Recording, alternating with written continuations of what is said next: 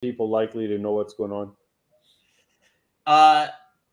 So I'll answer that in a moment. We just went live, so we're live with Mr. David Long, a very awesome man who knows a lot about ALG. So I'm very excited to ask him a bunch of questions. And his first question to me was, "Have I promoted this yet?" And the answer is no, because until like 4 o'clock or something my time in the morning, I didn't know we were going to do it or not today because I I hadn't hadn't even got confirmed. Yeah, confirmation. right. So like no That's way.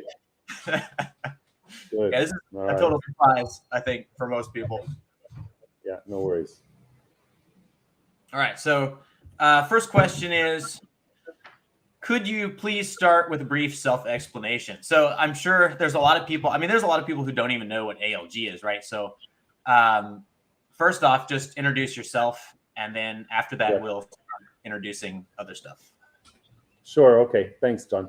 Yeah. I came to Thailand in 1986 for the first time, and I started making plans then to move back here with my family, which we did in '87. And I knew I wanted to spend, if not the rest, at least a good portion of my life here in Thailand working. And for me, that meant learning the language. So after looking around, I had my background in language was, um, limited to high school and a little bit of Greek, Right. ancient Greek, and so on. And both English study in school through just, you know, any English classes were the worst. And then I had Spanish, and it went from there, from Uh, worst down. It was just terrible.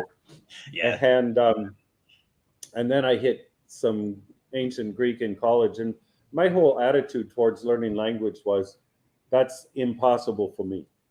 I could never really understand people who knew how to do that Hmm. and ace the test.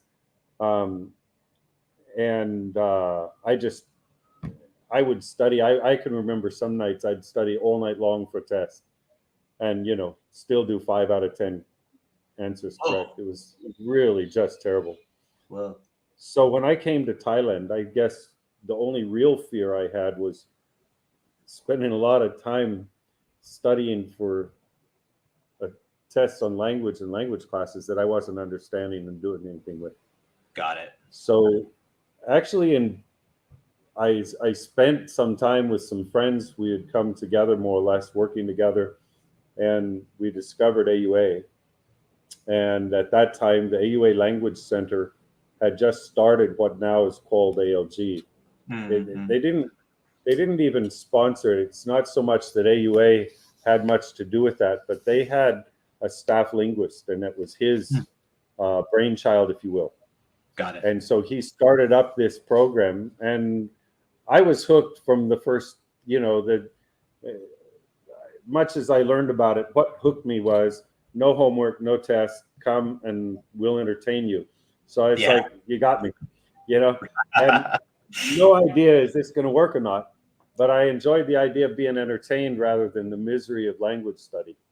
Yeah. And we, uh,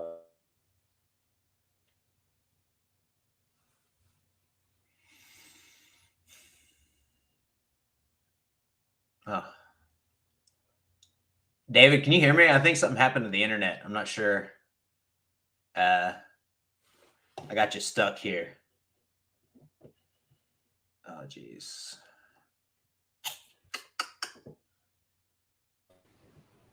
There you are. okay, did I lose you there for a minute? Yeah. Yes, yeah, we were frozen for a little bit. So Okay. the misery. We stopped at the misery. A What's after misery. Well, that? yep. So I ended up just jumping in, and I knew I could spend a certain amount of time without evidence that something was working. I mean, it's like I was pretty sure anything else would just be, a no-win Right. situation for me. So I said I'd give it a year, Hmm. which I did, and that was basically, it was 6 to 7 hours a day of just classroom time at the AUA school, and Those classes were designed into not hugely different than what ALG is today. You know, it hasn't. We've done a lot of different things, but the core of it is still the same. Yeah. And so I started out in level, the beginning level, entry level, and just hour on hour on hour of basically sitting back and learning to listen. Okay. Then since then I've lived in Thailand. It's been 35 years now, 36 years. Basically my whole life. Yeah. More time here than not. So it's been good. And to summarize the experience overall, so a year of what's normally recognized as full-time language study. Yeah. And I can never get past the idea of study, because what we are doing is not study at all, right? For sure. And so I spent a year doing whatever it is we do. And then the first 3 months of that actually was a big adjustment for me. Yeah. There was an adjustment where I needed to really just stop trying and worrying about it, trying to get the words, trying to understand if I was doing it right, if it was going to work, and all of that, and just sit back and relax in the program. So it took me about 3 months to do that. And the last 9 months were fantastic. So since that time, I've looked back on that year as the best learning experience of my whole lifetime. Awesome. And I've done a lot of different things that I enjoy learning.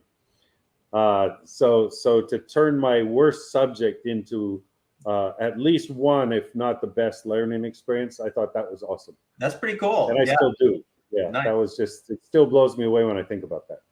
So, and it blows me away as well, and I'm sure it blows a lot of people away. I want to ask specifically that 3-month period.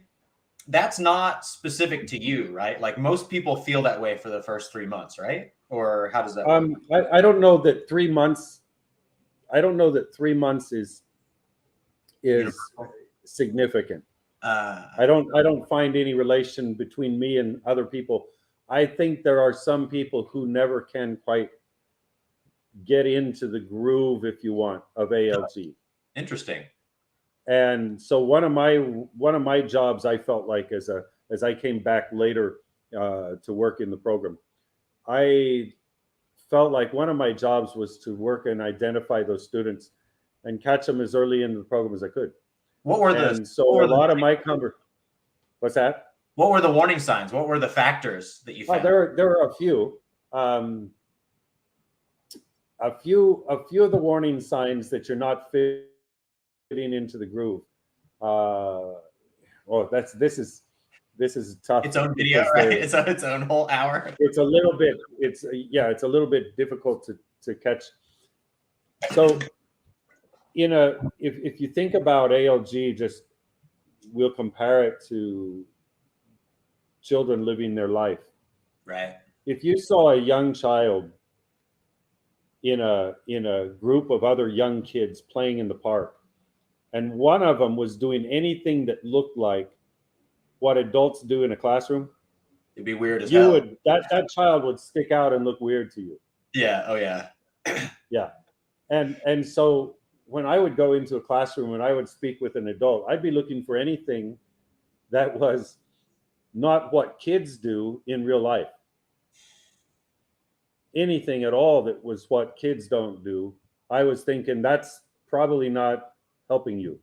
David, can I interrupt a second and ask you if my understanding is correct? So basically, we're talking about behaviors that these people are choosing to do, not innate qualities that it's not just simply that they're genetically enabled to do this. It's that they're choosing to do these behaviors that are getting in the way, right? Is that?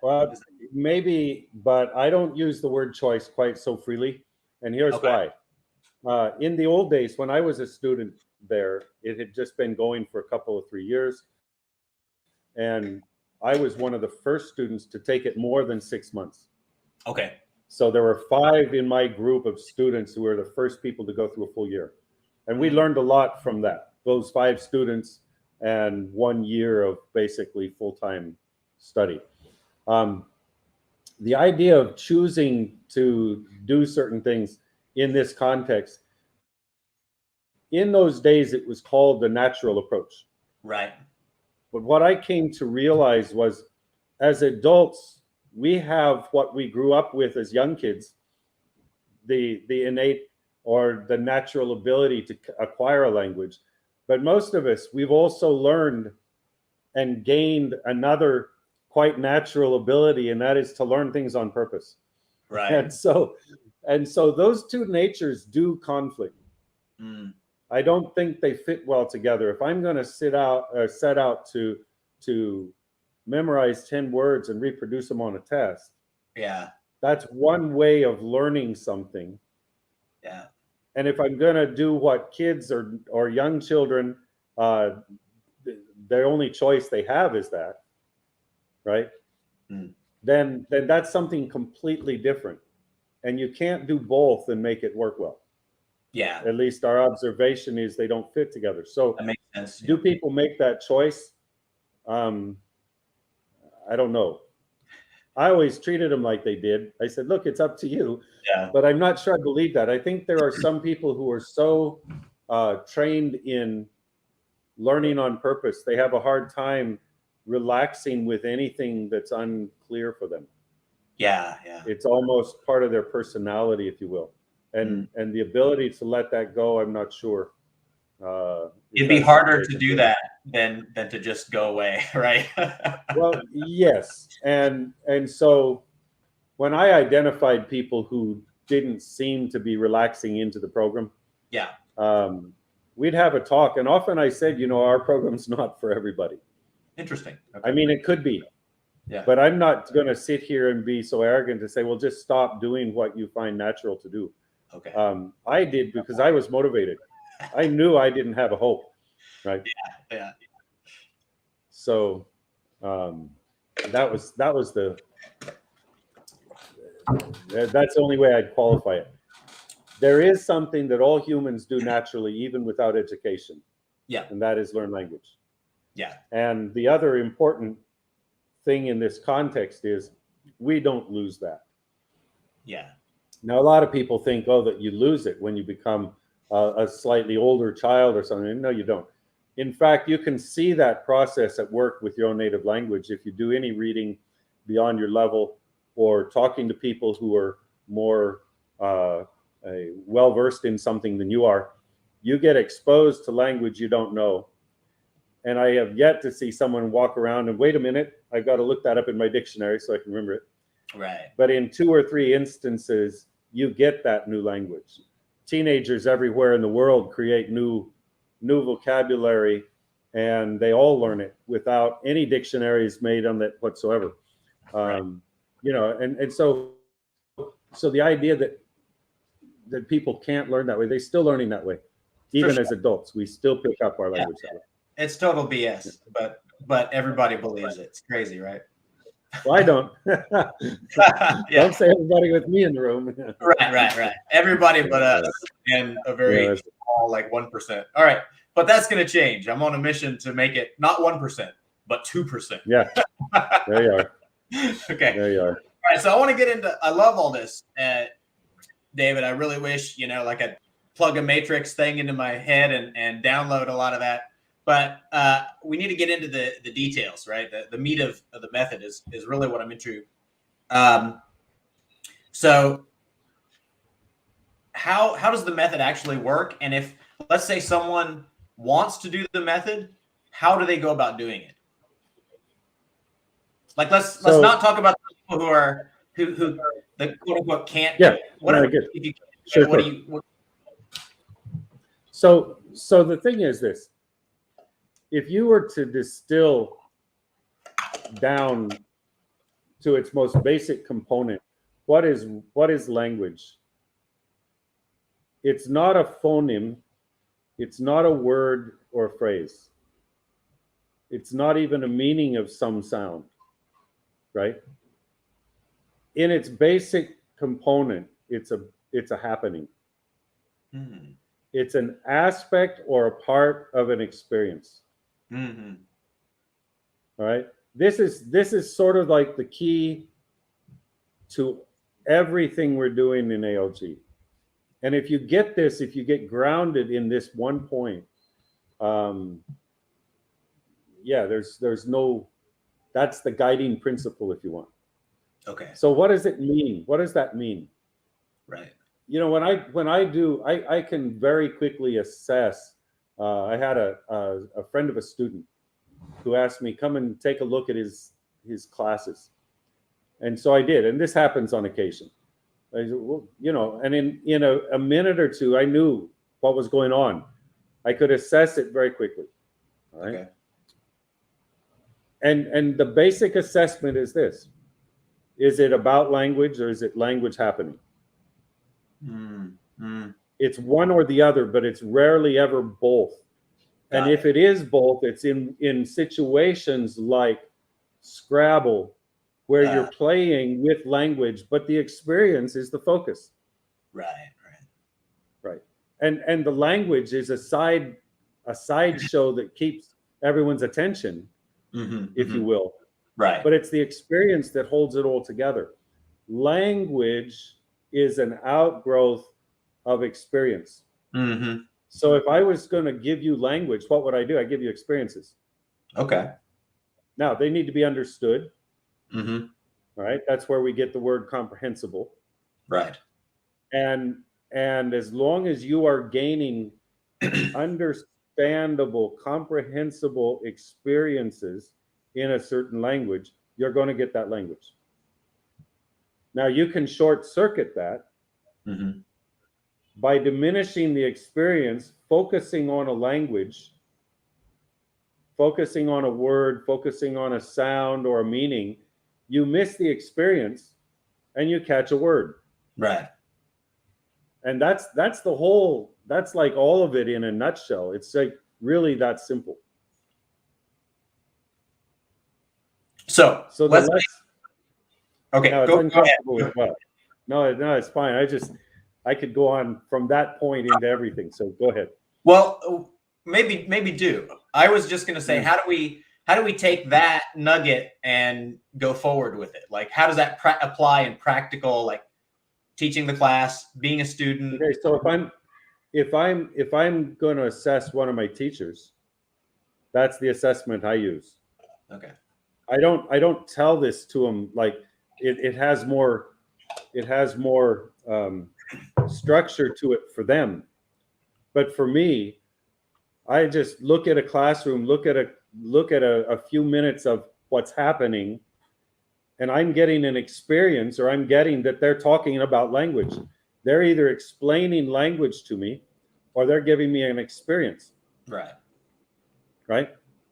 And it's a lot like if you've been around young children, trying to get the kid to play the game with the blocks that you want to play with, and you want to play with those blocks because you think he needs to develop whatever he needs to develop playing with those blocks. So you've got an agenda. Okay.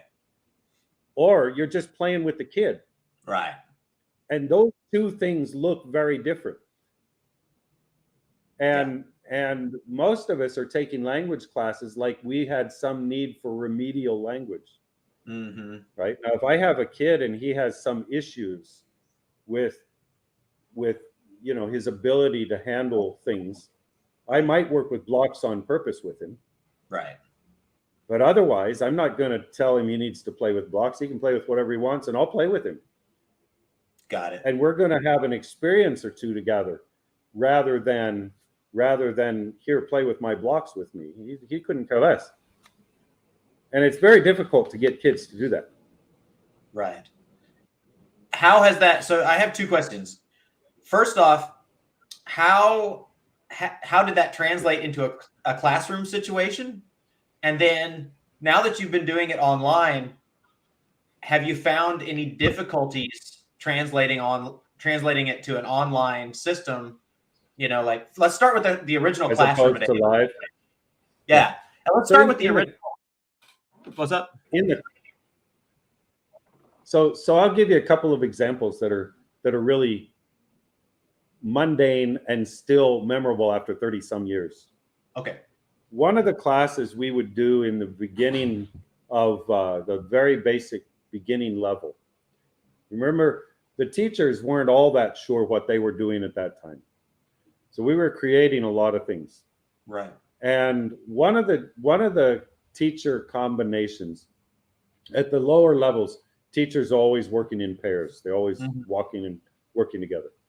So one or two of those combinations, they had this game they would play, and they'd tell the students would come in as a group. So it made it easy. We were the same people there every day at that time. And so one of the jobs we had as a student was to do homework. And our homework is like this, is all right, bring something made out of wood to class tomorrow. And so we get to class, and here's all these students putting things of wood out on the table. And the hour was spent, the teachers would pick up this piece of wood object and talk about it, describe it, and make up stuff. It could be completely insane kinds of things. But we just have fun with these wood objects that the students brought. Now, I don't know why, for me, that's really memorable. But those were some of the best early classes we had. Okay. And they would make up stuff.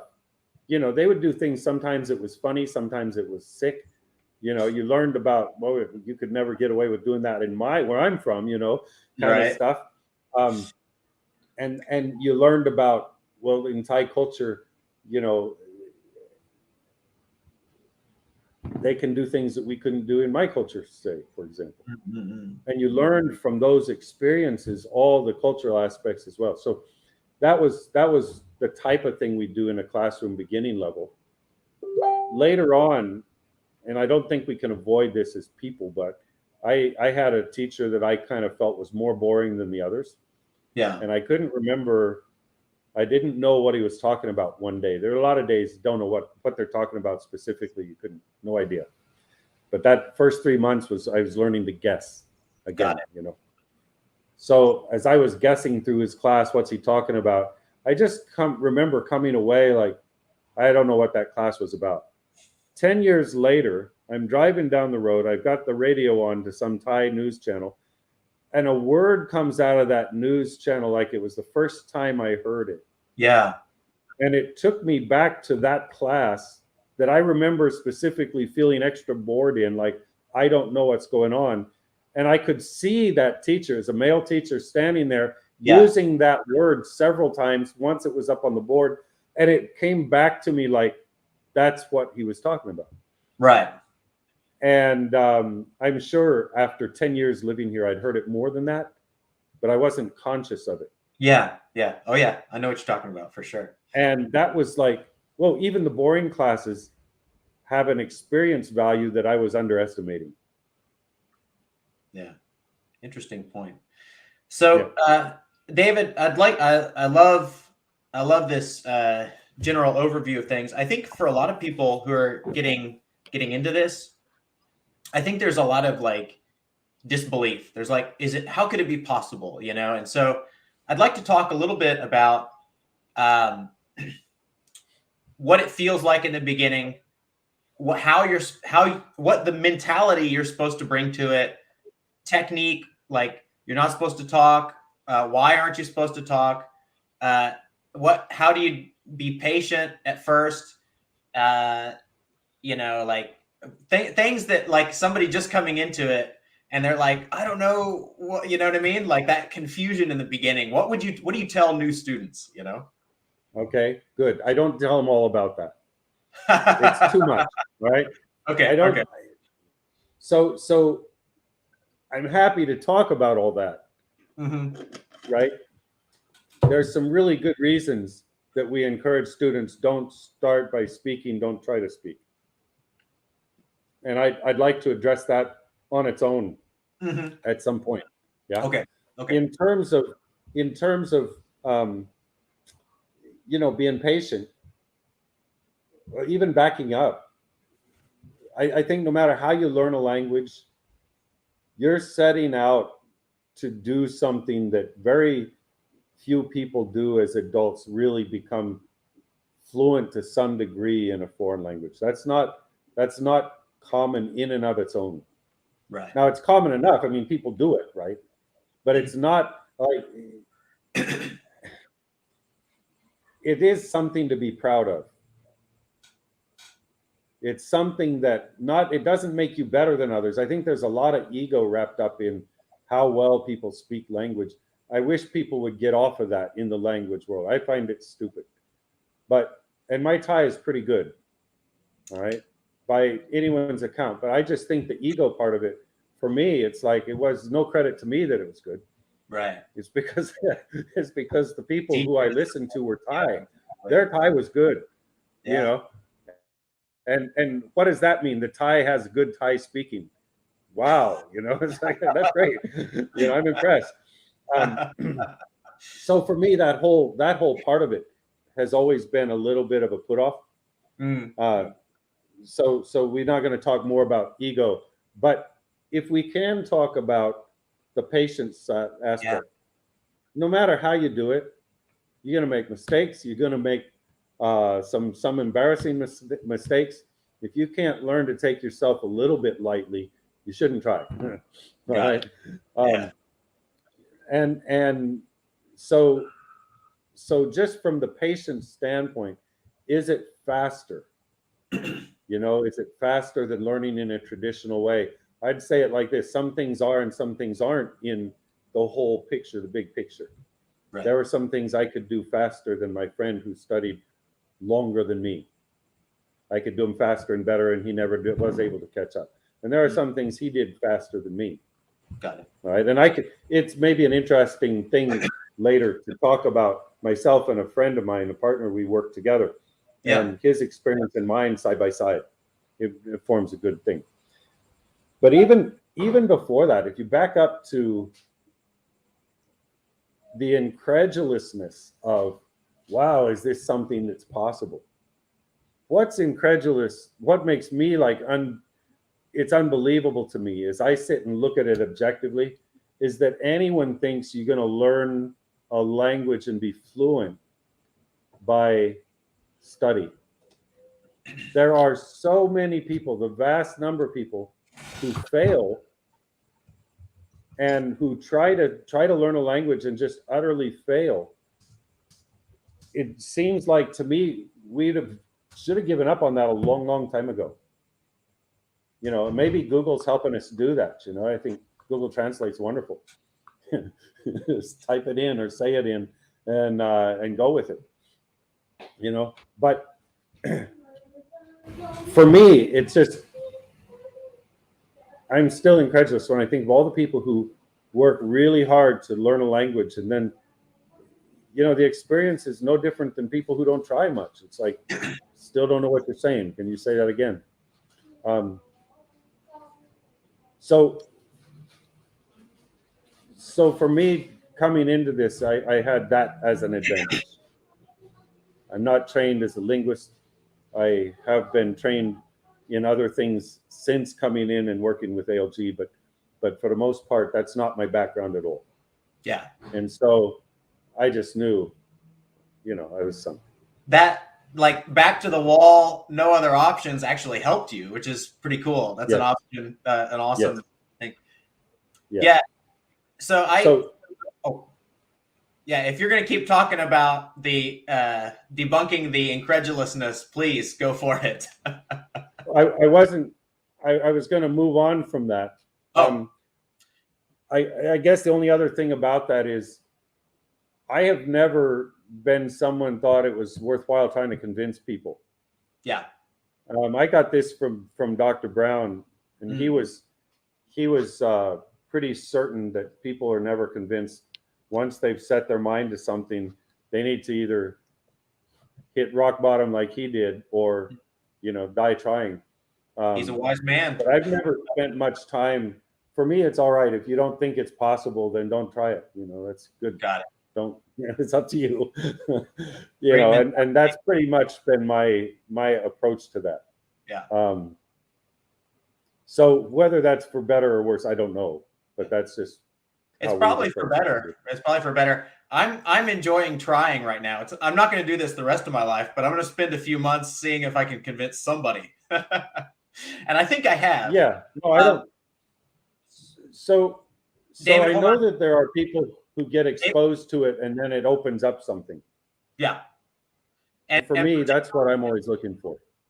David, I've got a question from somebody who I think I may have helped convince. She's a very eager beginner, and you saw me maybe typing a moment ago. She asked a question, and I think a lot of people have this question about reading and writing. And I know that the program that Dr. Brown developed and you went through, and that the teachers, all the AUA teachers teach, does include reading and writing, and it's kind of like a natural progression. But I think a lot of people, they're like, oh, you're just doing listening, and we're later going to do speaking. When are we going to do reading and writing? How does that work? So do you mind if we answer that now? Or do you think that fits into the flow, or would you mind breaking the flow to answer that?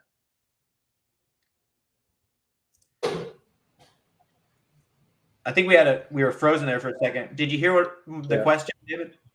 No, I didn't get the question. Okay, Something about reading and writing. Yeah. Yeah. So I think a lot of people who don't know much about the method, they come into it and they're like, well, I don't want to just listen. Obviously, I want to speak. And then we're like, yeah, well, the speaking comes naturally after that. And then they're like, well, what about reading and writing? You know, even like AJAT and these other immersion methods, they have you read first. So how does reading fit in? And I know that the program developed by Doc Brown and that you did and the teachers teach includes reading and writing. But Right. a lot of people don't know that. And then the other thing is, I don't even know exactly how reading and writing fits into the process. I know it kind of fits in naturally, right? So maybe you could like touch on that. How does it come together as a whole in the end, you know? So if I can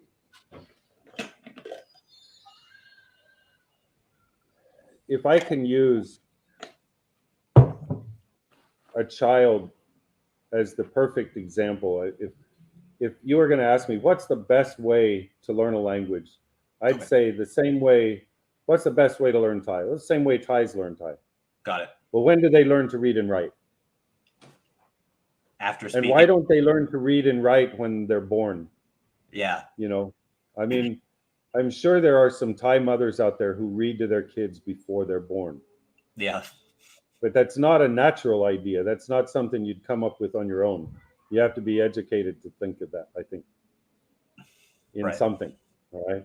Yeah. So there's a certain element of belief. There's a certain element of idea there and all of that comes into play. But in a natural sense, I'm not convinced yet by anything I've seen that you can beat nature.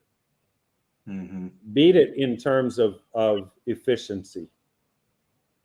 And so if we're going to look at it from a scientific or evolutionary standpoint, whatever ideas you and I have in our short lifetime, evolution has already gotten past that, probably. And the trade-offs are something we're not aware of. When it comes to things like language. Now, reading and writing, it's more recent. Still relatively, I mean, it's quite old, right? People have been doing it a very long time. But it's hard for me to think about if I have a 1-year-old who's not speaking yet, he understands some language and he doesn't understand some language. To teach him to read seems like a lot of work for no benefit, but I'm not sure. Yeah. Okay. So hour for hour, how can I best enhance his ability? And for me, that's efficiency. Right. So what's going to help him be most efficient? Now, is he going to have a trouble reading and writing once he has vocabulary to read and write? No. I think that's all quite easy to understand. But if I don't know what it means, it ain't going to help me to read it. Right. Exactly. So for me, the foundation is always understanding is that foundation stone, and you build on that. Mm-hmm. Reading and writing naturally come after speaking, only because speaking follows closely on the heels of understanding. Yeah. So what do you focus on? Build your understanding. Got it. Yeah. So you listen first, and then the speaking gradually evolves out of that. Now, I know in the AUA classes, they write from the beginning. And so there's some familiarity with the script, while you're listening, but you're definitely not even focusing on that, but it's just kind of there in the background, right? It's there in the background, and that came out of actually that was something that I helped implement um, over a period of time. But what actually happened when I was a student, we previously had a very well-known structured program, and that was running alongside the classes I was taking. And Okay. so we had the structural program and then the natural program. The natural program was maybe 80% of the whole. Okay. But we still used the reading and writing classes from the structural program. And they were pretty good, but they were completely wrong for me. I just I've been spending the last 8 months here doing all this work to get out of that old mode of learning, like, you know, and now you're going to plunge me back into that. And I rejected it. It was like, oh, I can't eat any more of that kind of food at all. You know, it's terrible. Yeah. And so we designed a natural reading program that went on for a few years, maybe 5 or 6 years. It was just really tough to sell it. And I think it helped me a lot. I remember it was all exposure, like listening classes. The teacher would read, I'd follow along with the group of 5 or 6 students that were there. We'd follow along and read things more and more complex. But one of the things that was hard for me was the written language and the spoken language are actually often quite different. Yes. And words you don't find in spoken language are written. Yes, sir. And the words you write aren't spoken. So that threw me off quite a bit. And I guess the end result of all of that work it did with me and a few others was, you know, we'll introduce the writing in class in situations where you don't have to guess too hard. You can realize that's a month of the year, you know, or a letter or a number or something. And that can still throw students off. I had a student recently who quit for a period of time to go learn the written language so he didn't feel lost when we use it on a board on occasion. Interesting. And that's not healthy. I think that's not a good thing. And why is that? Well, because he still doesn't know what's going on. And it indicates a bigger, maybe what I think of as a deeper problem. Okay. All right. So the deeper problem is this. If I cannot adjust to guessing right about meaning, I will never learn in this way very well at all. So let me put that into a practical thing. If you're running a program, you want to make sure students don't get into a level they're comfortable in. If this is the first time you've learned a language through this method, you want to be in a class where you feel like you can't touch the bottom of the pool. You know, I don't know how to swim and my feet don't touch the bottom here. Interesting. If you can touch the bottom, you're going to spend your time walking around on the pool instead of swimming. Got it. And that discomfort is a tough one. That's the first part. You got to face that. And if you're not facing it, then you've learned to walk with crutches from the start. And a lot of programs and a lot of teachers help you do that. Yeah. That was the biggest challenge I think we had and still have within ALG is teachers think they've got to explain the language and they're shortcutting the process, they're short-circuiting the process, and they're cheating the student out of a otherwise good experience. It's like the comedian who gets up and explains every joke. Yeah. It's exactly the same, really. Yeah, what's the point? Right. And they don't realize it. You know, they're in goodwill doing that to help the student, but it's not. It's actually hurting them. Got it. And so I would always try to stretch the student out of their depth. And I wouldn't force them, but I would definitely encourage them out of the deep end or out into the deep end as quick as possible. Got it.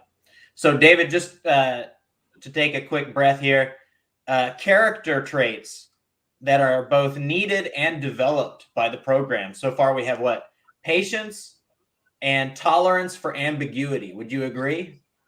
Yes. Okay. Anything else that I'm missing here? Well, we were almost touching on it earlier, but there's this, I wouldn't call it a character trait, but it fits into this kind of category wise. But if you think about the kind of person who comes at something with an open mind, as opposed to a person who comes at it with a closed mind, the ability to be open-minded is another. And to be honest, there are people who have a closed mind about things. Yes. So I would have students come and complain about the teachers talking about prostitution, because for them, their mind was closed. That's a bad thing. Oh, missionaries and stuff, right? Well, that's a big topic here. Yeah, it is. You know, and you can have a viewpoint all you want about it, but if you want to learn about Thailand, that's one of many things you need to learn about. Sort of like chili peppers. You'll learn about that. You also, eat them, it's all right. Yeah. So the thing of all of that is that this whole characteristic of having an open mind fits right hand in glove with guessing. So I tell people all the time, look, if you're in the class, just get comfortable guessing. And then I say a wrong guess is 100 times better than a right answer. Yeah, that's just given to you. And the reason is a right answer closes your mind. A wrong guess, you're still open. And that's the vital characteristic. That's the vital thing that people have to have. Dude, you lost your calling as like a fortune cookie writer. Man, this is awesome. Yeah. But that's the heart of it. That's the key right there. Yeah. And again, you come back to the young child, right? Everything is modeled for us in the 1-2-year-old child. Right. And I'll specify that age. Okay. Show me any other program that tries to teach you language for a 1 to 2-year-old. That's what we're doing. It doesn't compare to teaching a language to a 5-year-old. We're not there yet. Yeah. That's reading and writing, right? That's when you do the ABCs and count to 12. You know, we don't start that with 1-year-olds. Yeah. But when you come to a place and you're learning Thai at first, you're like a 1-year-old kid. Why do you want to learn to read and write? You can't even hold a pen yet. Just get off it. Relax a bit, you know? Yeah. You're not going to do it faster. Yeah. Now, here's the other thing that seems obvious to me. Science tells us, everyone in science tells us that kids learn better. From the birth to 5 years old, they're the fastest. They're the best at learning. Mm-hmm. Model them then. Just do what they do. You can't get better than that. Nothing you come up with is going to be better or faster than that. Has anyone come to class with like adult diapers and a pacifier in their mouth? No, not yet. That's modeling. But yeah, no, for sure. But that's the model. It's right there for us, you know. It's right in front of our face. Yeah. I love it. It's beautiful. And it's so true, right? But like, it's that elusive obvious that people like, it's like right in front of your face, but you're like, no, it's got to be something more, you know, complex and more difficult, you know? Yeah. Yeah. And it's really not. So if I had to give you a 1 minute, like I'm dying, here's ALG, take it and go. Yeah. 1 to 2-year-old kids. Those are your teachers. Do what they do. If they don't do it, you don't. That's how to pattern a program. You want to design it, do what works for them. Got it. And then put adults in there instead of kids. Okay. Karen, we need to make another baby. There you are. Hell no. That's beautiful advice. And I need to think on that.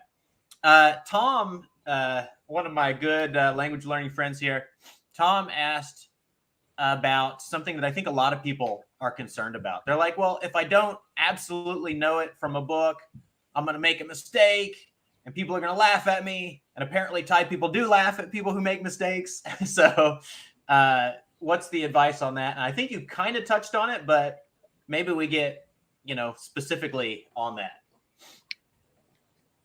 So I remember once having a several-hour conversation with Dr. Brown, about the similarities between French and Thai. Okay. And actually, the context of our conversation was that why don't we teach English this way? Okay. And his answer was simple. He said, well, we could. It's just that I can't find any new beginners in English enough to interest me. For sure. Everyone's already, you know, they've got a smattering of English that gets in the way for me. I don't want to do that. Yeah. I understand that better now than before, but Thai is a perfect language because it's obscure enough people don't know it. So we get a lot of newcomers, people who don't know anything about Thai coming in. So it makes it a really good language than, you know, compared to a lot of others. But they're similar to the French in that they have a very high expectation of what accurate or clear means. So to put that in sort of more simple terms, my name pronounced in Thai takes on Thai pronunciation. It doesn't hold English pronunciation. Right. Right. Going back the other way, their names hold the Thai pronunciation. They'll change their name before they'll let it be slaughtered by English rules. Okay. You get that? So it's a very interesting kind of cultural as well as linguistic interesting point. Yeah. But the upshot of that is if you don't speak Thai well, yeah, you're going to get laughed at. But the thing you got to realize is if you do speak Thai well, you're going to get laughed at. Mm. And if you don't look like a Thai, you'll never be a Thai for most Thais anyway, so don't worry about it. If you can't get over that, don't waste your time. Mm-hmm. There's no way to go from I don't know Thai to I do this really well unless all you want to do is practice a few phrases and get them perfect. The master of doing that was James Marvin Brown. He was the guy who did that better than anybody. Huh. Before the ALG method was developed? Is that what you're talking about? Yeah. He was like fantastic. His Thai was immaculate. For like 5 sentences? He could remember and recreate it. No. He was also very smart and capable. So, you know, he knew how to use Thai and he had a depth. Thai people would come and talk to him about Thai. Interesting. Yeah, very, very well versed in Thai language and ancient Thai as well. So there was a lot of background to that. But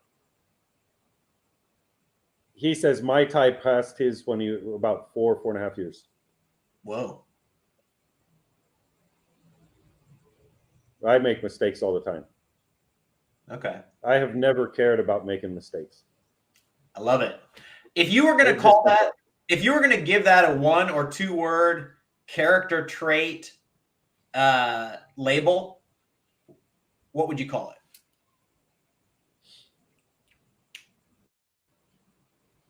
So I don't know, but I know how to put it. I know how to make it concise and make better sense. Okay. In the classroom, you want to focus. We were earlier talking about what do you tell students when they first show up, right? Yeah. You want to focus on meaning, not on language. Focus on what's happening, not on words and phrases and pronunciation. All right. Now, I would say the same thing when it's time to speak. And there's no time now it's time to speak. And yesterday it wasn't. There's nothing like that. Okay. But it's a gradual, you know, I can say a few new words all the time. So you constantly get put into these, you know, I got 5 words right now, that 6th one's messing me up, you know, kind of situation. But you want to focus on what is it you're trying to say, not on the words you're using to say it. And if your mind is focusing on the words you're giving a speech, you're really not communicating anyway. Okay. Not in a way that's effective for one-on-one talking with people. Right. Right? Yeah. You're not. You want to connect with people. You know, if I want to connect with 500 or 5,000 people, I might write out a speech, memorize it, and with very much a different sort of intention, talk from that speech. That's a different kind of communicating, and it's only because there's so many people out there. Right. I couldn't get away doing that with anybody I know of one-on-one. You know, it'd be hilarious. Yeah, for sure. Yeah. And so you shouldn't try to do that in Thai either. if I've got to pre-think it in Thai, I better go back to the drawing board on that. And that became, in later years with ALG for me, even when Brown was still alive, we started going down this path. He let me go. He didn't stay involved at any level where this was related, but he was privy to it. But I started diminishing. He used to have a conversation around damage, the silent period, not talking, and how you'll hurt your language ability and all of that. It isn't anything. It's an interesting conversation and an interesting idea, and you're going to believe it or not believe it, and a lot of people don't like it, and then they come to realize it's true or not, whatever. I just drew away from it because for me it didn't make any sense. It makes sense academically, I get it, and I don't want to do anything to encourage people to start speaking before they're ready. Right. But I do want them to start speaking when they are. And so we were really effective for a while at getting people not to speak. And then they got times where they should just start speaking, and they were all like, I can't talk here. You know, I can't speak. I'm with my friends and they're all tied up. Yeah, well, we did that to them. You know, we don't talk forever. And now they can't talk, you know. That seemed to be self-defeating as well. So good point. I just came away from all of that, from anything other than an academic or philosophical standpoint. When you're ready, practice, I hold to it. How do you know? And that's the rule. I say, when you're ready to speak, do it. And here's how you know. Okay. The words are in your mouth, ready to come out. You don't have to think them up first. Got it. And that's just it, right there. And a word that in Thai comes out really quickly is Thai. And it doesn't come out right. Yeah. It doesn't come out right at first. You use it wrong. Yeah. When the foreigner starts saying the word Thai, they use it wrong. So what? It's there, use it. You know, I don't think it matters. Got it. Yeah. This gentleman here, Eric, don't want to butcher your name, sir. Eric said, when you start making mistakes, then the real learning begins. Another fortune cookie writer. The world is full of fortune cookie writers today. I love it. It's beautiful. So Flora is the woman I was mentioning earlier, and apparently she is one of your new students now. So that's awesome. Well, she visited a class today. So yeah. Hello, Flora. Good to see you here. And Flora, David just answered this question a moment ago. So you might want to watch the video from the beginning later, or right, David? Or is there anything else to say on that? So Flora's an interesting case, if you don't mind me talking about you, Flora. I think that in her situation, she needs to be able, and I didn't go into depth as to why, but she needs to be able to read and write reasonably early on. So I don't know, you know, I mean, there are sacrifices to be made in situations where you need to make the sacrifices. I don't know that it's important whether you make the sacrifice or not. I think it's important that you know what it is you're sacrificing. Okay. To do what you want to do. Yeah. So if I start teaching my 6-month-old or 6-month-old child how to read and write, and they can't speak yet, what am I doing to them? I think it's important to know that before I start doing it, probably. Right. Otherwise, you know, my intentions might not all be bad, but what the outcome might not be great either, right? So when we're looking at language, what I know is this. If you start using a language based on transliteration of sounds and meanings and grammars, yeah, you're forever limiting yourself to some degree in ways you wouldn't be limited otherwise. Is that part here? A comparative thing between you and someone else. However well you do, it might be good enough for you. Fine. And that's why capacitor theory, is that part like it limits the ceiling that you were talking about, or no? Yeah. Yeah, not so much in terms of a capacitor, but yes, that's related. The ceiling is limited based on what you do in the early years. So I have two examples of that. Okay. One's easy to see, the other is hard to imagine, but it's still true. In Thai, the one that's easy to see, the word in Thai for pig, a pig pork thing is mu. Mm-hmm. So if I say mu in Thai and I hear mu and I think, oh, that's the sound a cow makes. So I'm thinking mu and then oh, M-O-O, that's Right. the word for pig. And you can see this way of thinking, right? And this is how people start to learn language a lot of times. So, all right, so now I have M-O-O means pig, and I've made this connection. And now I make another connection in that the word for mu in Thai, or mu, because I don't have mu, I have mu in Thai, in English is mu, that means pig. So now whenever I think pig, I want to say pig, I think mu and say it. Okay. Now there's a lot of little things going on Yes. up there. But once you make those pathways, yeah, I don't know how you undo them. Right. No, I feel it. I feel it myself because I did faster and faster. Yeah, I feel it myself. Go ahead. Oh, yeah, I think we had an internet issue there, but I feel what you're saying. I have, because I didn't start with ALG. I'm feeling that now. Like, I'm like, you know what I mean? I'm feeling it. It's there. Yes. Yeah. Yeah. So if you think about that pathway, when do you not use that pathway in your head? And the problem is, every time you hear the word pig, you think moo, and you made that. You know, I mean, it's like that's the road you built. Right. And so if you build all these roads linking a new language to your old language, or new knowledge to your old knowledge, right? Then you're limited, period. Yeah. Now, Dr. Brown took that into other fields by the comment in this context. He said, look, breakthroughs in science rarely happen from within the field of study. And he said, this is the reason for it. We know what we know, and we're blocked by that. And that's earlier, that whole conversation about being open comes in. Mm-hmm. Mm-hmm. Right. So once you know something, we haven't found a good way to unknow it.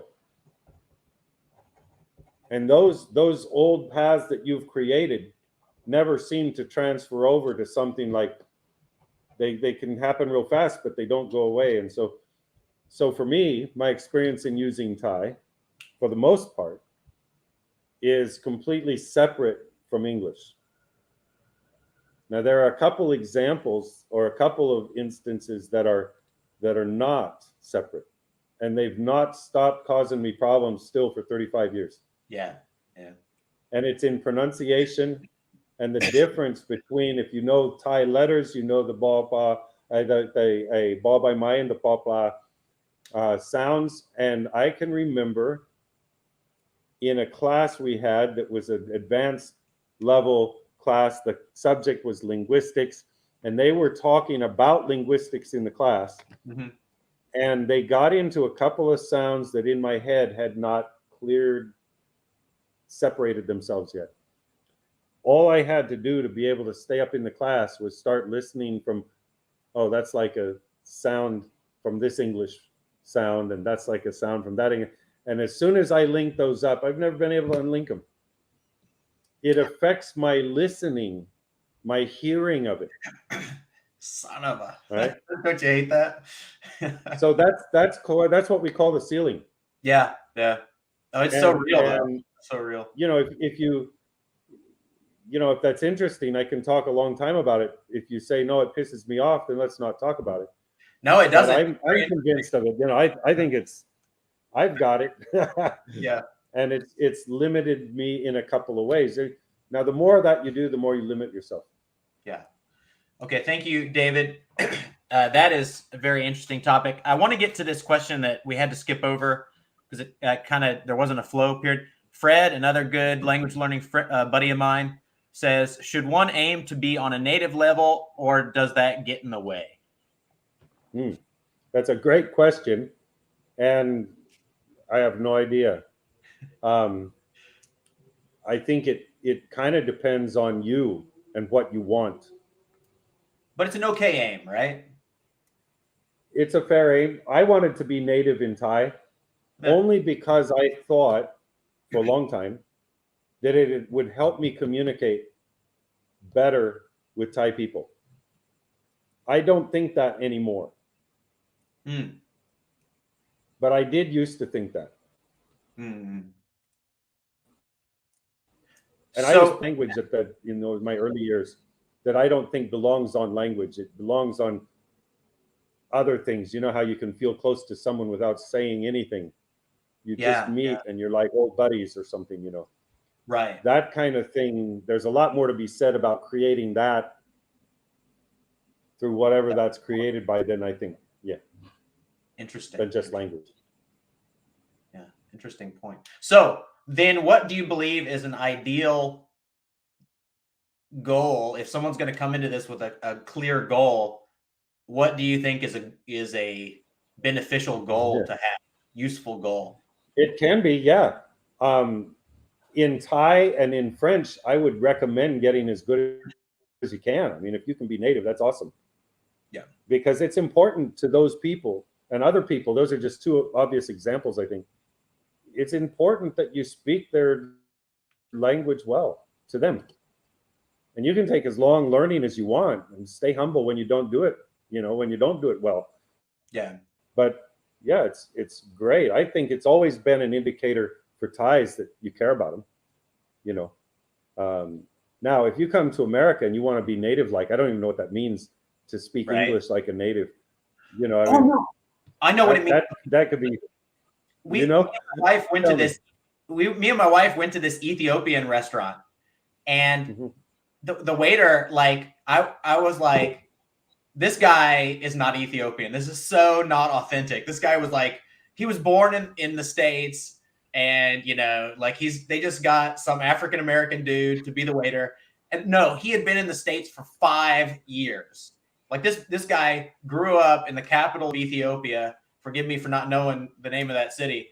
And he was totally Ethiopian, and I had no clue. His English sounded like somebody I went to school with, it was crazy. Cool. Yeah. That's cool. But I mean, I can remember having a friend from Alabama in college, and he had to repeat most things he told me 3 times just so I could understand him.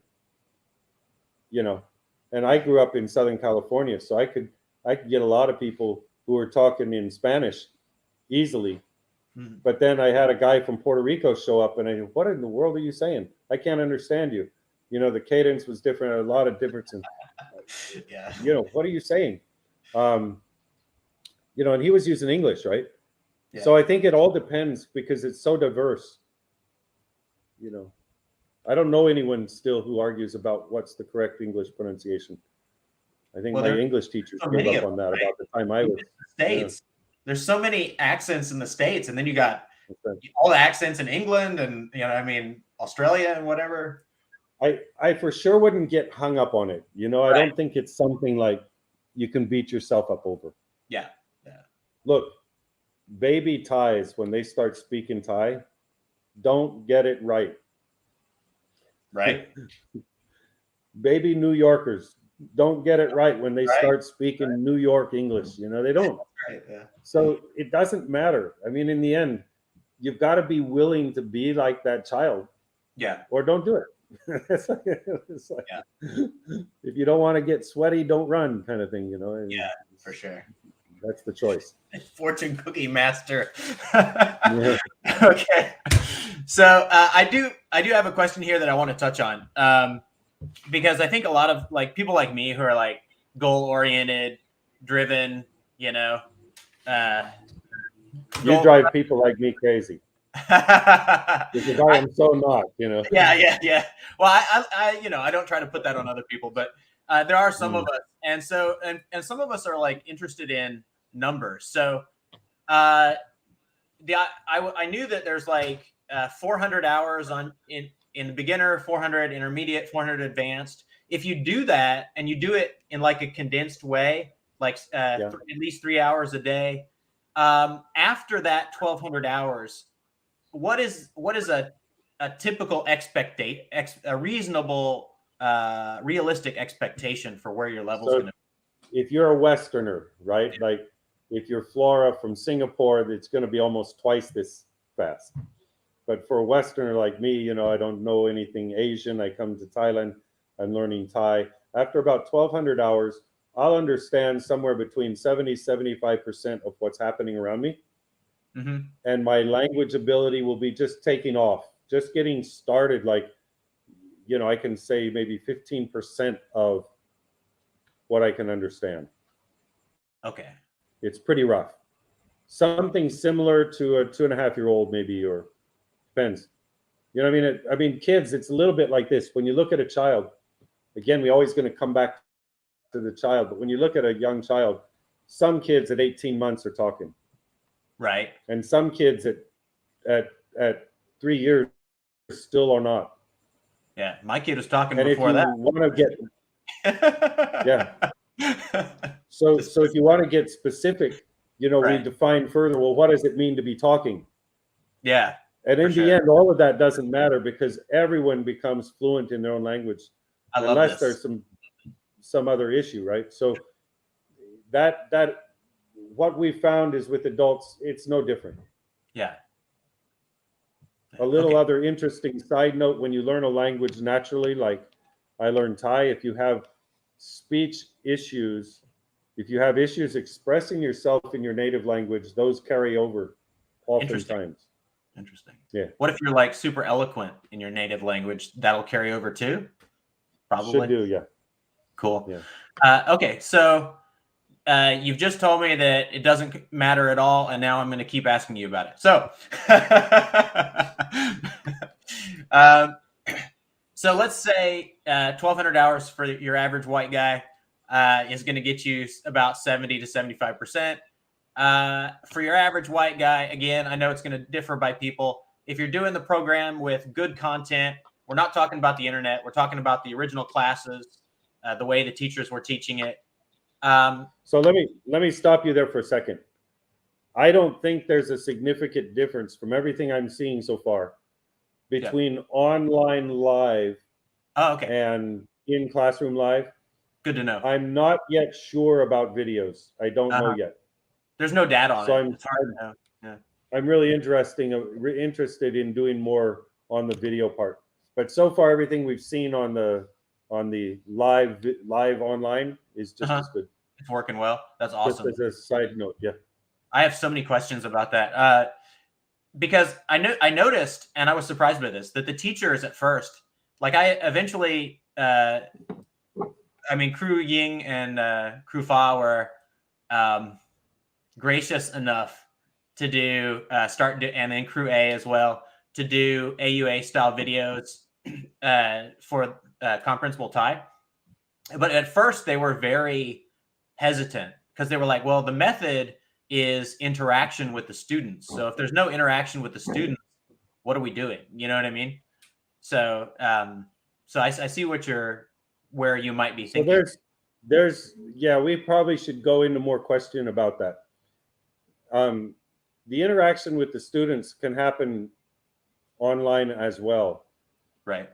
I don't know what they meant by interaction with students. It doesn't mean you have to ask or interact verbally with students, but you do have to see them. I'm talking about. You do have to get that feedback, huh? Right. I'm talking about no feedback, like what you're talking about with just videos, that zero just feedback. Just a video without feedback. That's what I don't know how we'd do that. Got it. Yeah. They felt. I think they felt the same way, but they were like, no, you gotta. Yeah, the teacher lives off of that feedback, which is subliminal to the students. Students don't realize. Look, even students who sit there like this, and you get them. Yeah. They're giving you feedback that they're not aware of. Right. And it isn't nothing, that's right. Huge. That's what I want a lot of people to realize is because there's a lot of immersion now based on like AJAT and so on, based on native content. And it takes a lot of time, not just because you have to find the content and whatever, but because it does lack that human interaction. And then there's not that other person understanding you and providing tuned feedback.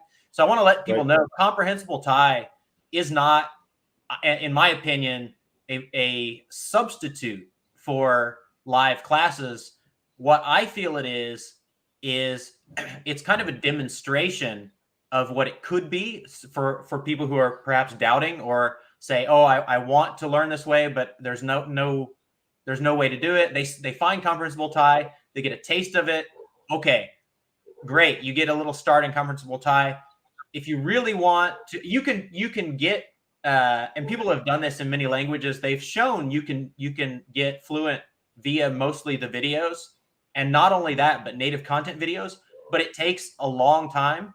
It's a lot faster when you're getting the real human interaction. So guys, I recommend the classes so much. And if I was in a time zone where it made sense for me, I would be doing both ALG Thai and AUR Thai. But as it is, it's 12-hour difference. It's so hard. So I'm slugging it out with the videos.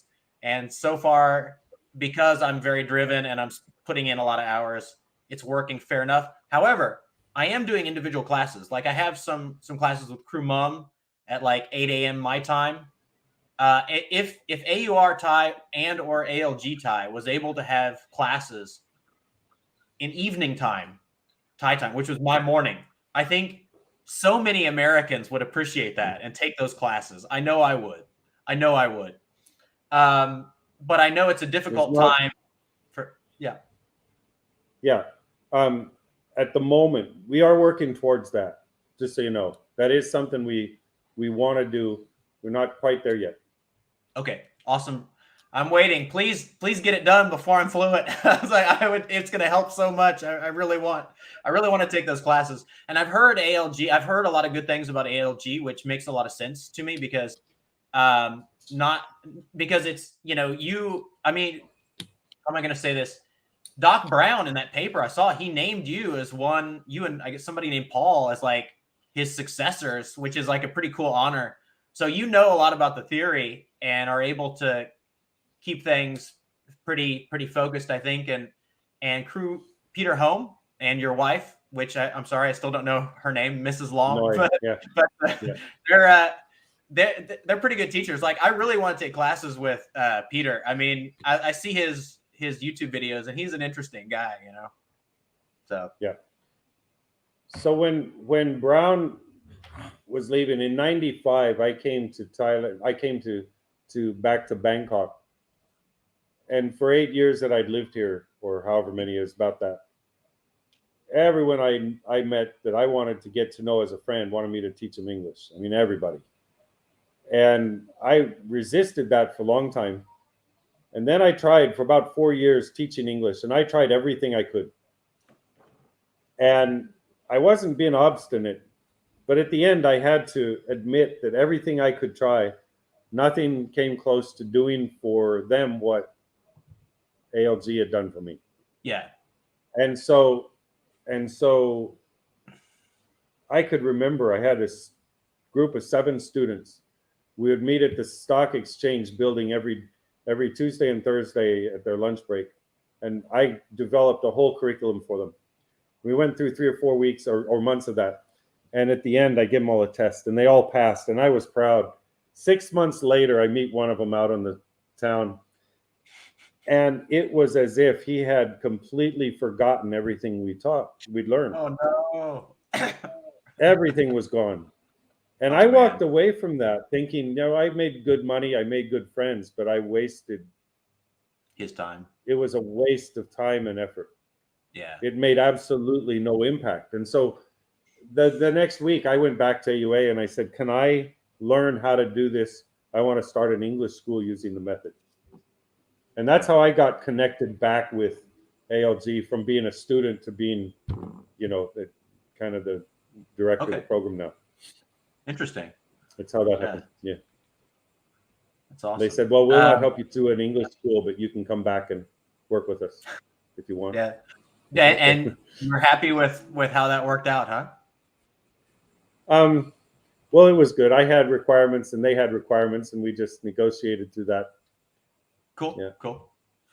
So we have a technical question about the website, and I think this is good feedback. Maybe help increase your business a little bit. Some people are interested about things like this. It says HTTPS secured. So, hi, question about the ALG Thai website. Why is it not HTTPS secured? I have no idea what the hell that means, but maybe you do. If I'm giving my personal information, I'd like it to be secure. Might want to think about that. Fair enough. That's a great question. And it's a temporary landing page. You can go over, well, no, I'm going to take that back. Best thing to do is just write me an email, and I'll give you the direct link that doesn't go through that site for now. That's a temporary page. We've just been designing our whole website, and that page will be integrated into the whole website. And I don't have a lot of money, and it was anything I could do to save was what I was going to do on that. So I apologize that it's a put off, and I agree. If you're not comfortable, don't. But you can email me. Info at ALGWorld.com is probably the easiest way. Could you say your email again, David? Info at ALGWorld.com. Info at ALGWorld.com. Okay, good. Awesome. Yeah. All right. So yeah, let's talk a little bit about the future. So you guys are online now. Are you happy with that? After COVID, are you going to go back to the classroom? What's the future plan? I'm thinking hybrid. I want to offer classes around the clock.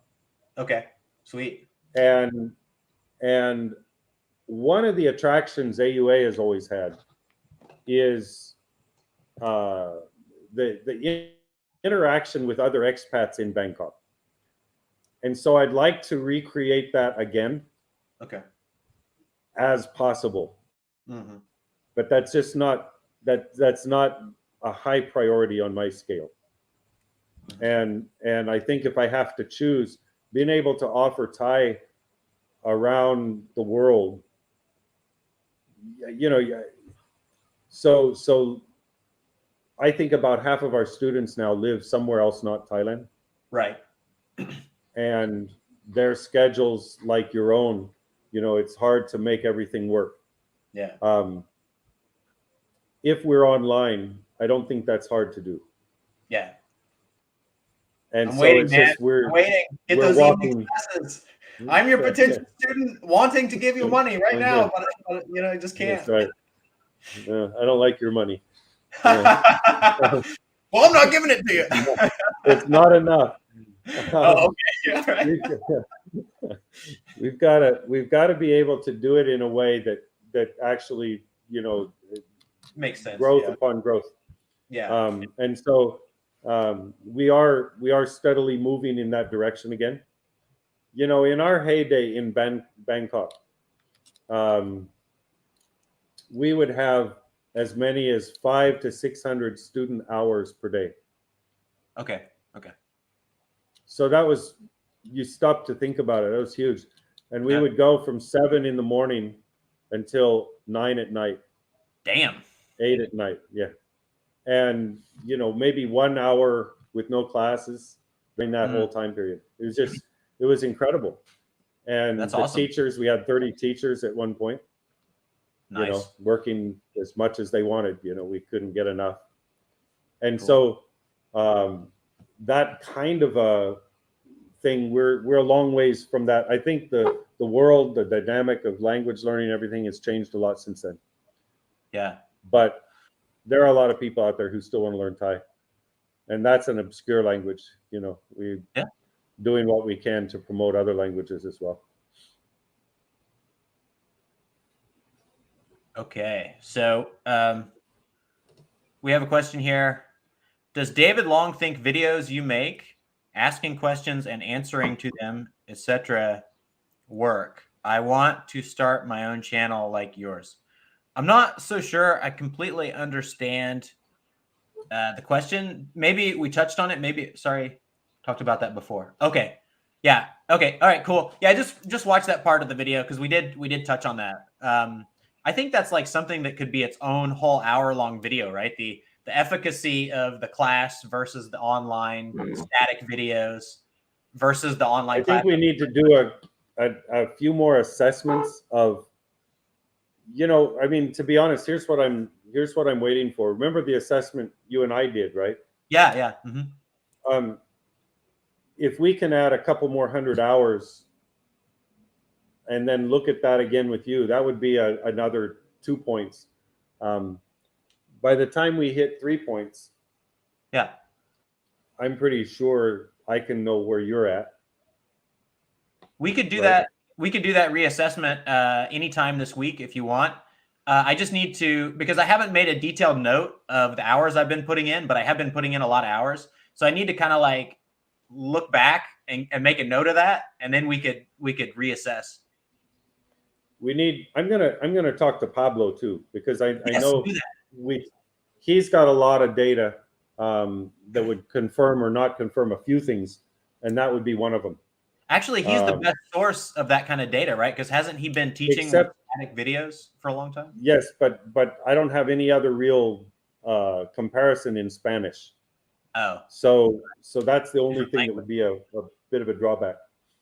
Anything in Thai by videos would be gold, for getting a calibration kind of a thing going. yeah. I wonder, I mean, sometime in the future, maybe, but like a big study, right? Once you guys get back to this, hopefully in the future, this massive operation where you got class and hybrid, and there's a lot of people watching comprehensible Thai, maybe we could get like a real study of we get like maybe if not 100 people on each one, but 20 people, like 20 people watching the videos, 20 people in the classroom over like several hundred hours. Like, what's the difference? So yeah, I get it. I there's so much that we could talk about, so many questions. Yes, sir. Well, let me see if we missed any of the big ones here. I think we kind of touched. I'm glad we did this live. I like having people shoot in questions. It was nice, Because, right? I can just keep talking, out of my back end, as it were.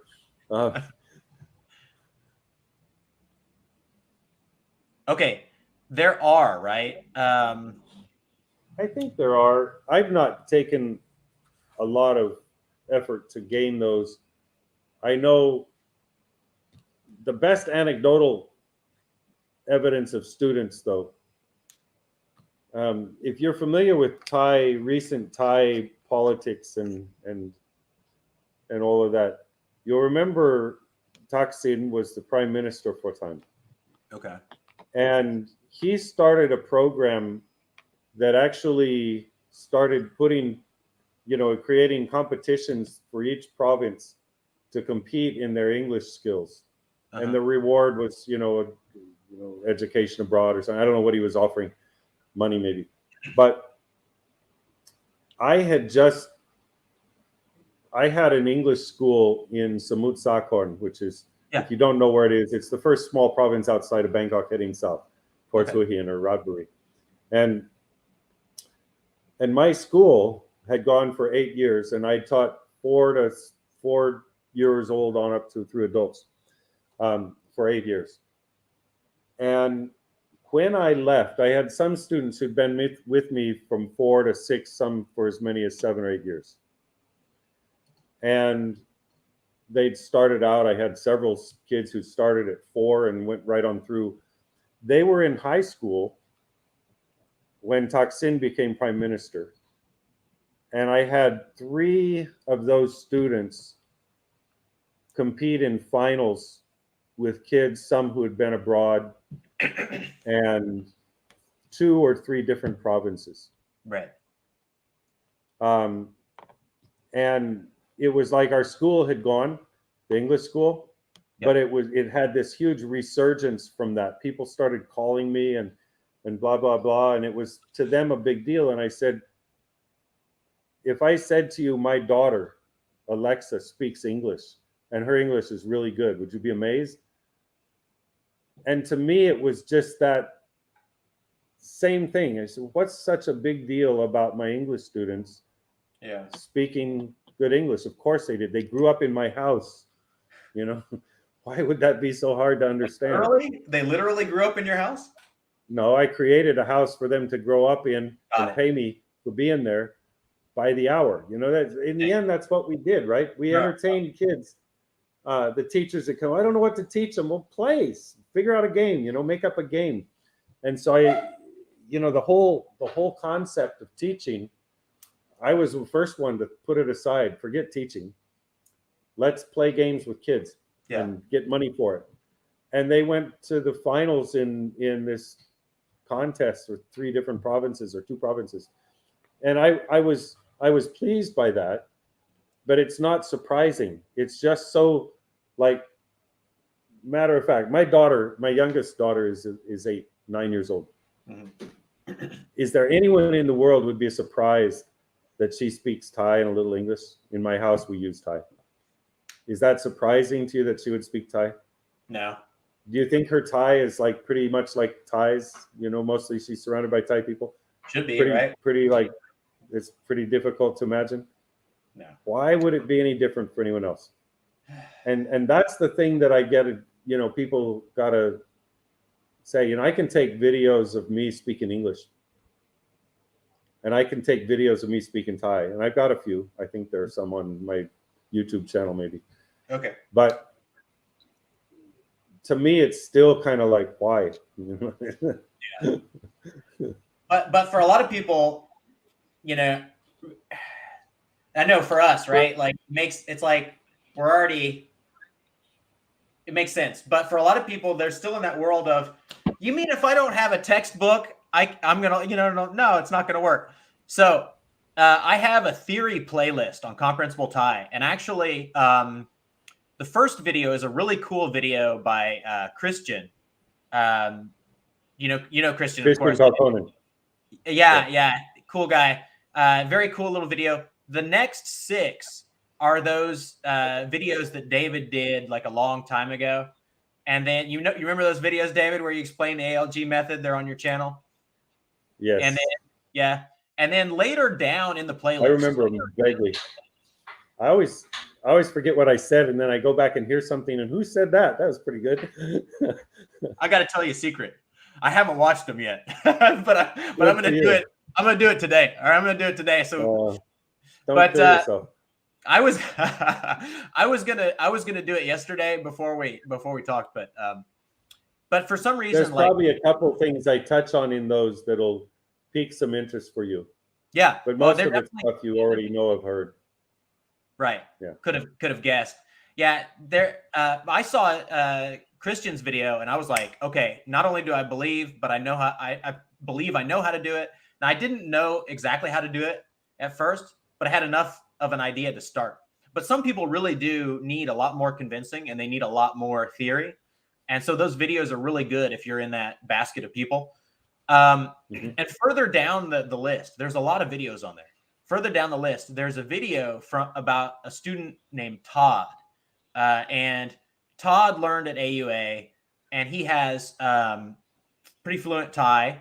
And so it's him speaking Thai with some of the teachers, and it splices back and forth with him speaking English by himself to you about his experience as a student, as a beginner. Okay, what did it feel like? Yes, I felt disoriented at first. Yes, I had no idea what was going on. Don't worry about it. Just sit back, let it happen, enjoy the experience, and you will learn. Just relax. So it's a good one to watch. You know, I forget that is a good video. I forget the experience of being a brand new student. You know, all the question like, is this going to work? And am I doing it right? And, you know, how do I know it's going to work? And how do I know how well I'm doing? Yeah. And all of that. And in the end, the only people I've ever seen who really do well let that go. You know, and it's the sooner I can help you let that go, then that's good. And if that's through giving answers to solid questions, then that's great. happy to do that. You know, if in the end it's you know, just get off it, let it go, forget about it, you know, then that's fine too. Yeah. I hesitate whenever people ask for things like I said earlier, my Thai is pretty good. Yeah. And I could do this interview in Thai as well as English. It wouldn't make, I wouldn't even think about it. Okay. Yeah. But the question is that the result you're going after? Mm. Am I holding myself up as some example? And because to me, that's just like, that's still off, you know, it's still more of the wrong mentality. And I use the word wrong carefully here, not making someone wrong, but it's the same wrong-headedness that keeps the whole industry alive as it is. Yeah. And instead of just realizing, you know, we're human beings, we're not horses, you know, we're not some other thing that can't talk. We talk. That's what humans do. For sure. And we have all it takes. And we've turned in learning a language into this thing that it's not. Yes. And it's unfortunate because you could still do that. That's the one thing I've not ever been not convinced of. You can learn a language just like you learned the first one. You can do that. Now, whether you choose to or not, and there's where I use choose that we got into earlier on. Yeah. You know, I don't know, but that ability hasn't gone away. Right. It may be covered up, right? Covered up. And if you say, well, David, you know, you can learn from a book and you'll talk about as proficiently as maybe, you know, a low-witted Thai person, you know, if that's good enough, fine. You know, but come on, you can do better than that. Like it. And you've proved it with the one language already. Yeah. So sweet. Beautiful. Man, so much wisdom. I love it. I love it. That just gave me a question, and now it's slipped. Yeah. We can do this again sometime. Oh, yes, that would be great to do it again. It came back. So you touched on the industry, right? And I was thinking about this the other day, and I was like, there was so much. I was talking about this method to other teachers who do the translation thing, and there's so much resistance from the teachers and I was like wondering, well, they wouldn't even like make a couple of these videos, right? Like I was saying, you know, I think there's a big demand for this. I think if you made like 1 or 2 videos for your channel, people would be really happy with that. And they were like, yeah, go screw off, you know, not like, you know, but that was the idea. And so I got to thinking, and it's like, you know, like the medical industry, it's not really the health industry. It's like the you know what I mean? It's the sickness industry. And the language learning industry is that way too. Like if we can keep you learning French or German or Spanish or whatever your whole life, we can keep making money off of you your whole life. But if we teach you the language in 2 or 3 years, you're gone. You're out of the market, you know? So I'm a cynic. Really, I'm too cynical to talk about education this publicly. But I'm going to do it anyway because I'm also too old to care. Yeah, baby. The people who become teachers are that 6 or 7% of people who did well in a system that everyone else suffered through. Yeah. And then they impose that same system on the next generation and the generation after that. And it isn't the same. I'm not saying there's no place for certain kinds of teaching that we find, but what the system has become, the bulk of it, is way, way off. What are the outcomes of my involvement with ALG was to start to imagine and actually work on what would a school with every subject taught this way look like. And so for a time I was actually involved with a small trilingual international school here doing that very thing. And we were creating a curriculum around interest-based and learning that was more student driven That's awesome. rather than teacher driven and things like that. A lot of those concepts start to converge at the top here. And so yeah, I was that's where I spent a good half of my time with ALG, actually, was in a broader educational sense, because schools kill interest in learning, unfortunately, for a lot of students. For sure. And it should be the opposite. See, I came away so interested in learning Thai at the end of a year, learning it. Right. You know, I spent 6 months learning Spanish in high school, and that put me off of learning Spanish for about 20 years. Whoa. Now I want to learn it again, but not then. Cool. You know, 6 months put me off. This 1 year of learning Thai full time was like, wow, I want to learn more. And I think education should be like that. Yeah, that's true. And then I didn't make that extrapolation to like the entire educational system, but I have to agree with you. I mean, I think a lot of people who are unmotivated or demotivated or whatever, causing problems and whatever, if those people, they may just be really bright people who need to learn in a way that piques their interest and gives them the power to grow. You know what I mean? Yeah. I love that. And that also is a whole nother, you know, what do you call it? A big pool of questions and answers, all related on what we're talking about, just in a slightly different context. For sure. For sure. Yeah. I'm one of the people who did well with the system, but definitely hated it, and would have enjoyed something more, you know, like human oriented rather than like machine oriented, you know. I didn't do poorly in it, only language related classes, but I looking back, I feel cheated by it. Because I know for the time I spent, I could have learned so many things beyond. Very cool. All right, David, is there anything else? I think we should do this again, like you were saying. And I think after a couple weeks, as people watch this, there'll be more questions and we can kind of feed off of their questions next time. But before we go, fun. Yeah, absolutely. I've loved this. I really appreciate your time. It's been great. I know you're a very busy guy, so I do appreciate it. Is there anything you want to say before we go?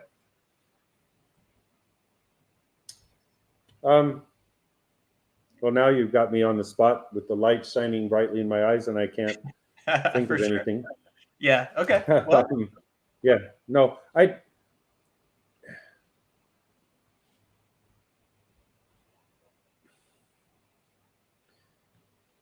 want to say something that I don't want to sound like a sales pitch. Okay. Right.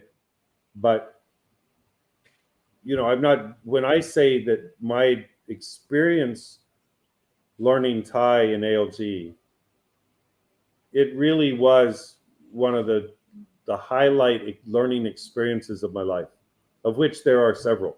You know, and so if you think about anything that you really do well, anything that you excel at, you know, the pride you take in being a part of doing that thing, right? It's something that it just adds to the worth of life for yourself and those around you. That's how I feel about ALG. And they did it with a subject that I was completely like, I was a lost cause in that subject. Right. So this has, you know, and I remember talking to a friend here in Thailand, and he knows a bit about language learning. He's very well educated, and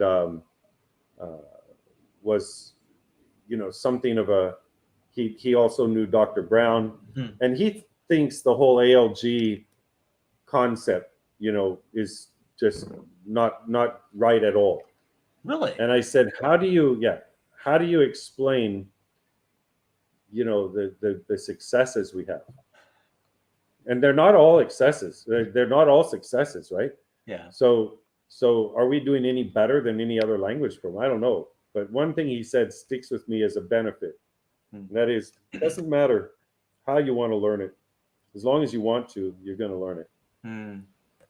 With the language he was talking. And I said, well, I not, that doesn't influence my understanding of how ALG made a huge difference for me.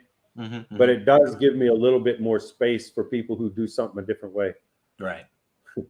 And so for me, you know, in the end, anyone who wants to learn a language like Thai, or especially Thai, has my admiration and you know, support. I think all the best to you. That's a very good. It's a fascinating country, fascinating people, and yeah, I'm just thankful for the time I've spent here. You know, it's been great. Excellent point of view. Thank you for that. All right, David. Well, I very much look forward to talking with you again, and thank you so much for your time. And good luck with ALG. Thank you for the opportunity too. Yep. All right, we'll be in touch. Thank you. Yes, sir. Sawadee krap. Take care. Bye-bye. Bye. Yeah.